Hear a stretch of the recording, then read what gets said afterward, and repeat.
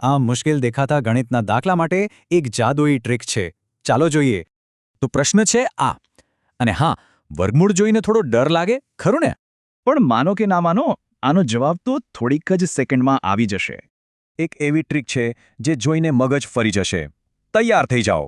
સૌથી પહેલા આ વર્ગમૂળથી જરા પણ ગભરાવાનું નથી.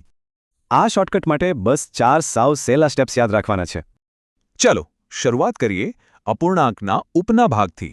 આપણી પાસે ફક્ત 2 જ નંબર છે જેની સાથે કામ કરવાનું છે, 3 અને 1. સ્ટેપ 1. આ બંને નંબરોને જોડી દો. 3 વત્તા 1 એટલે થયા 4. હવે સ્ટેપ 2. જે જવાબ આવ્યો એને 2 વડે ગુણી નાખો. 4 ગુણ્યા 2 એટલે કે 8. સરસ. ઉપરનો ભાગ તો પતી ગયો, હવે નીચેના ભાગનો વારો. સ્ટેપ 3. હવે એ જ 2 નંબરોની બાદબાકી કરવાની.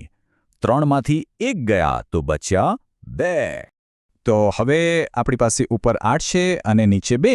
બસ હવે છેલ્લું સ્ટેપ બાકી. અને છેલ્લું સ્ટેપ 8 ભાગ્યા 2.